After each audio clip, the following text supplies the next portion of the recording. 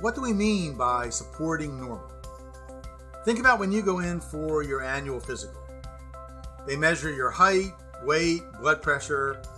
They may take a sample of your blood for analysis of cholesterol, white blood cell count, red blood cell count. When the results come back, you get a report that lists all the things they measured. If you're lucky, the report says normal, normal, normal, normal. We naturally equate normal with healthy. That's the kind of normal we're talking about. And when it comes to normal, most things we measure will naturally fall into a bell-shaped curve. Animal agriculture is no different.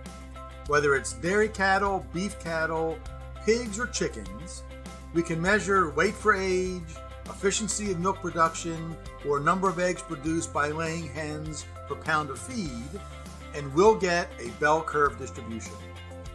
On the bottom axis, moving to the right means the animal is more successful, while moving to the left means less successful, even to the point of disaster. Meanwhile, the vertical axis simply shows the percentage of animals in the population. The bell curve distribution puts the best animals to the right, the weakest to the left, and the majority in the middle. On the left side of the curve, there's a tipping point, a threshold for disaster. The animals to the right of that threshold are okay, but those to the left are at risk and will require a disproportionate amount of time and money relative to their value. As a manager, it's your job to keep as many animals as you can on the right side of that tipping point, to keep them normal, healthy, and thriving in your environment. Now, if you put that same group of animals on an effective probiotic, those on the far left shift to the right, from abnormal to normal. Okay animals become better. Better animals become best. Overall, there's a positive change in the distribution with a notable reduction in variation. The result of your action is that a greater percentage of animals are normal, and as a derived benefit, average performance improves. This shift in distribution is what we're looking for, and when it happens, we say you're supporting normal. Unfortunately, bad things can happen too.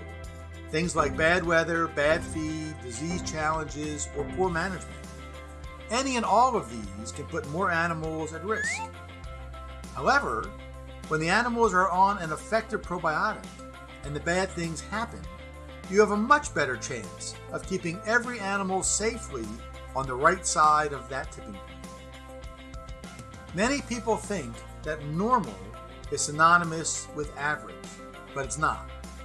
Supporting normal means a positive shift in the distribution with a reduction in variation.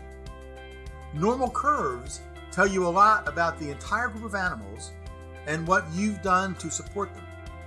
In contrast, by looking at the average, you only have one part of the story. For example, saying that a herd of dairy cows is producing an average of 90 pounds of milk per head per day doesn't tell you that some cows may be at 50 pounds per day, while others are at 120 pounds per day. Normal does not mean average. This strategy of supporting normal with effective probiotics works for cows, chickens, pigs, dogs, even newborn infants. The positive changes that we see in the typical measurements of our industries, weight gain, more eggs, more milk, are a derived benefit from a greater percentage of animals simply being normal. Choosing to support normal has benefits for you too. As a manager, nothing feels better than having a normal, stable herd, flock, flow, or lot of animals. If everything is normal in your operation, you'll have fewer animals at risk, fewer headaches, less stress, and better returns. You may even have more time to spend with family, friends, hobbies, the things that matter most to you. It all starts by supporting normal with effective probiotics.